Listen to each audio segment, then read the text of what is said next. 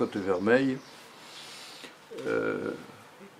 a été confronté au problème du confinement à partir du mois de mars 2020. Bon. L'année s'annonçait difficile, puisque après les deux conférences de janvier et février qui ont pu avoir lieu, le premier confinement a tout interrompu. Alors, dans le souci de maintenir un lien convivial avec nos adhérents,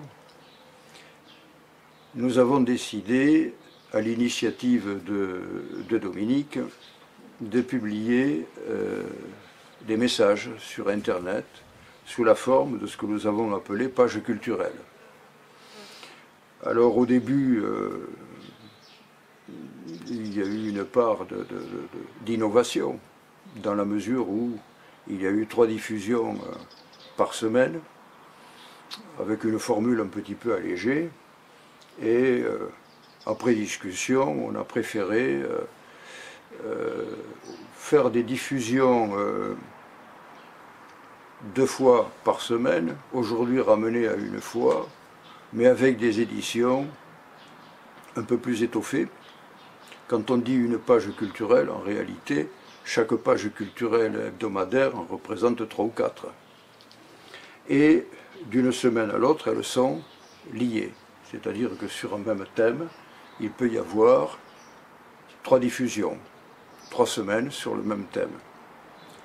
C'est la formule d'aujourd'hui. Je dis d'aujourd'hui puisque à l'automne, avec le déconfinement, nous avons repris les conférences. Il y en a eu 2, mais qui ont été interrompues encore, aux environs de la Toussaint, n'est-ce pas? Et là, nous avons repris la diffusion des pages culturelles. Alors ces pages ont été diffusées par mail auprès de nos adhérents et également sur notre site patrimoine66.com, c'est bien ça, hein, à destination de tout public. Bien. Au début de cette année, ou à la fin de l'année dernière, nous avons constaté que, et nous avons entendu les adhérents dire que ce serait bien qu'ils puissent avoir une trace matérielle, puisque tout ce qui est sur Internet est un peu immatériel. Et puis, ça n'a pas de suite, il faut le retrouver. C'est un petit peu décousu. D'où l'idée de mettre toutes ces richesses diffusées sur un support papier. Et c'est ce qui a été décidé au mois de janvier. Support papier à destination uniquement des adhérents sous forme de prêt.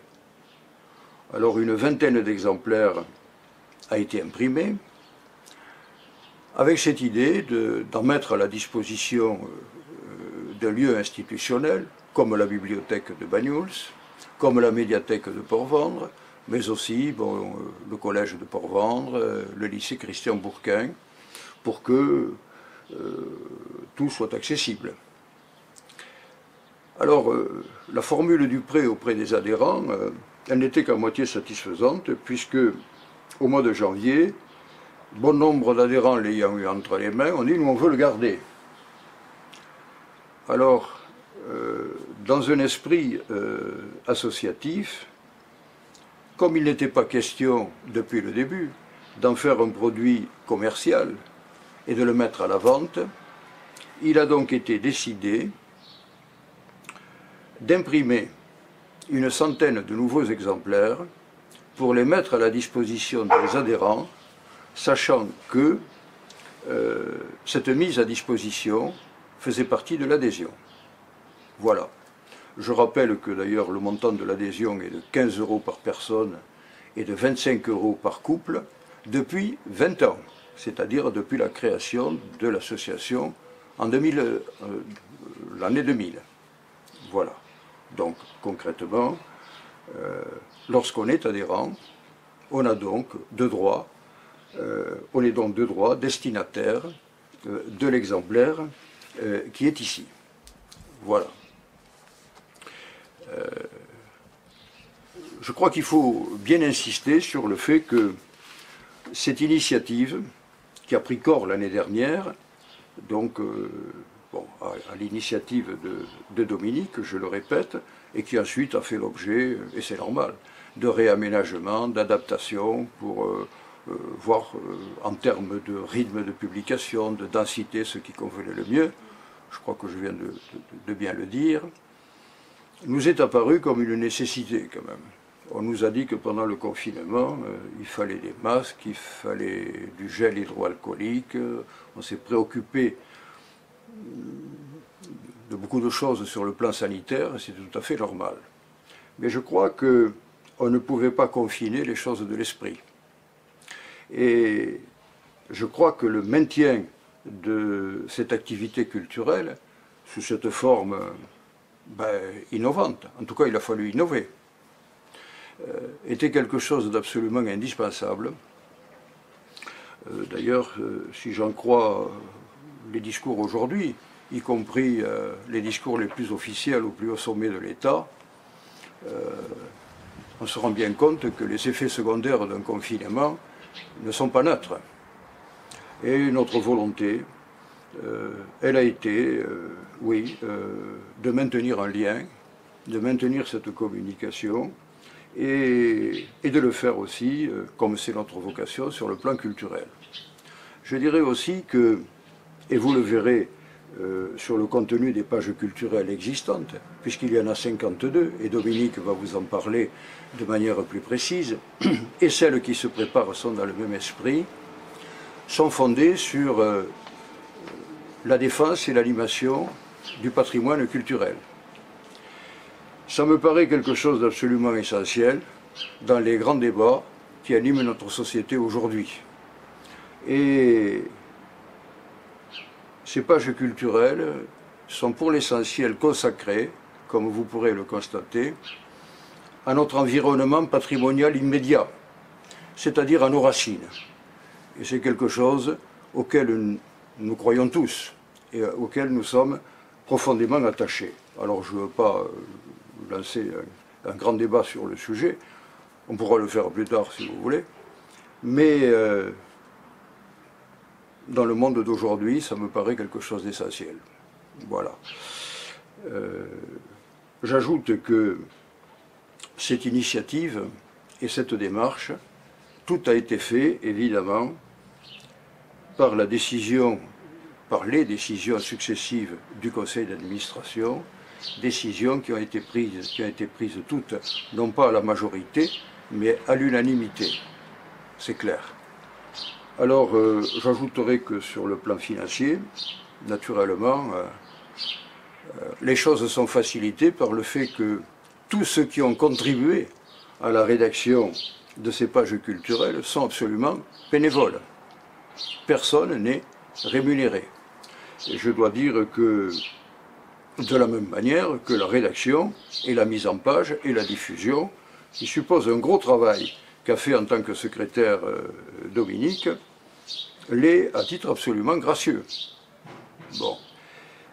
Après, l'imprimeur, lui, ne peut pas être bénévole. Mais je dois vous dire, sans rentrer dans le détail, que la chose a été bien envisagée en conseil d'administration, que l'imprimeur a été payé, et que la chose sur le plan financier est parfaitement maîtrisée. Voilà. Je crois qu'il faut dire un grand merci à tous les auteurs-contributeurs qui, encore une fois, l'ont fait de manière passionnée. Certains d'entre eux nous disent « mais moi j'ai tel et tel sujet, je peux vous le faire ». Voilà. Un grand merci aussi, je dirais, à Dominique, hein, j'insiste lourdement là-dessus, parce qu'il a fait un très très gros travail, non seulement en tant que contributeur, mais aussi en tant que rédacteur, c'est un gros boulot. Et puis aussi au soutien des adhérents, parce que ce sont leurs exigences qui nous ont poussés à aller plus loin. Et ça c'est bien. Et je dirais en termes d'adhésion que nous avons plus d'adhérents aujourd'hui au mois d'avril que l'an dernier au mois de décembre. C'est dire que nous ne regrettons rien de cette initiative Et nous allons continuer l'année prochaine, puisqu'à partir du mois de janvier, les pages culturelles qui ont été diffusées seront aussi imprimées. Alors naturellement, s'il y a la possibilité d'organiser des conférences, nous reprendrons aussi les conférences et nous reprendrons aussi les sorties visites, comme nous l'avons fait par le passé.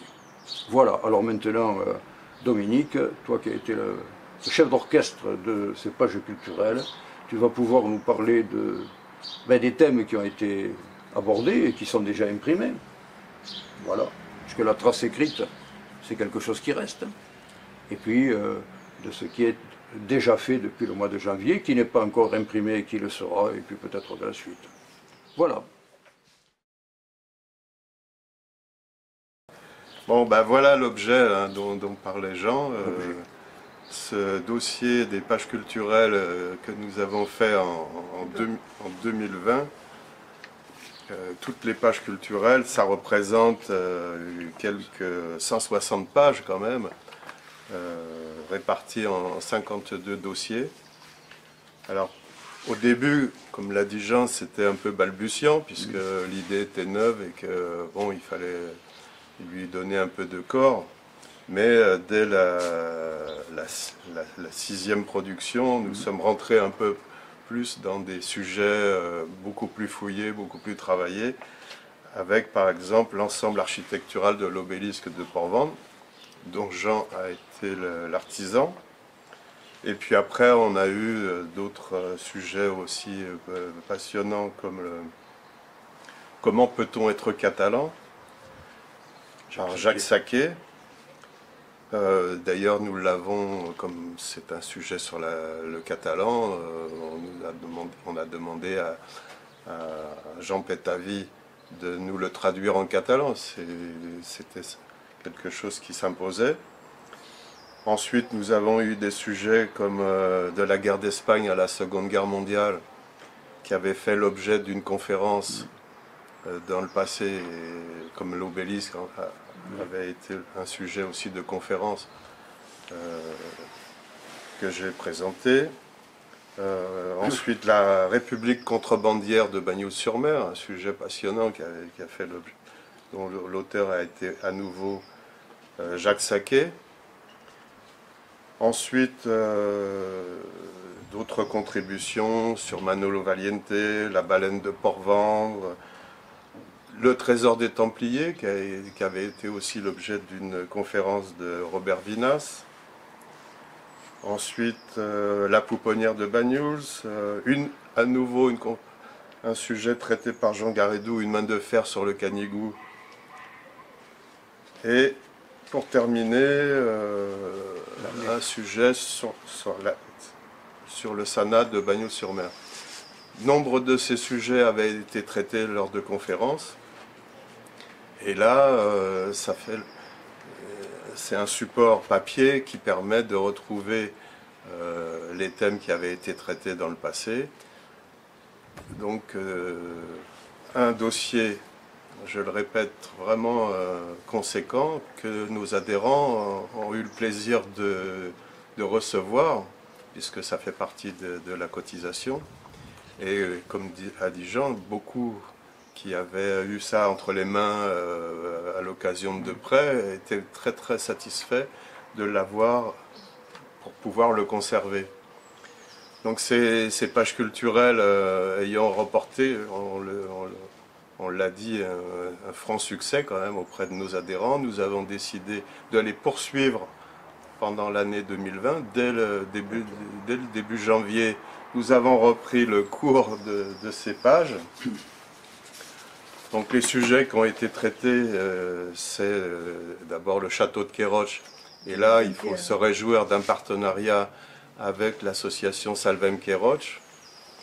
Donc ça a permis de garder le lien aussi, comme nous l'avions fait dans le passé avec d'autres associations que la nôtre. Nous avons traité également la Casse d'Hutier et l'histoire du laboratoire Arago. Jean-Pierre Chaton. Par Jean-Pierre Chaton. Nous avons traité Mayol à Banyuls par votre serviteur et également Mayol à Port-Vendres.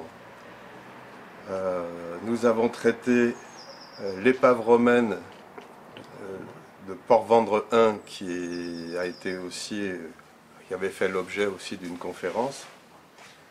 Et nous avons terminé cette première partie de l'année par un sujet sur la chapelle de Cospont. Donc on voit que ce rythme d'une production par semaine a été rempli. Et nous allons, dès la fin de ces vacances de printemps, reprendre jusqu'à l'été les différentes productions.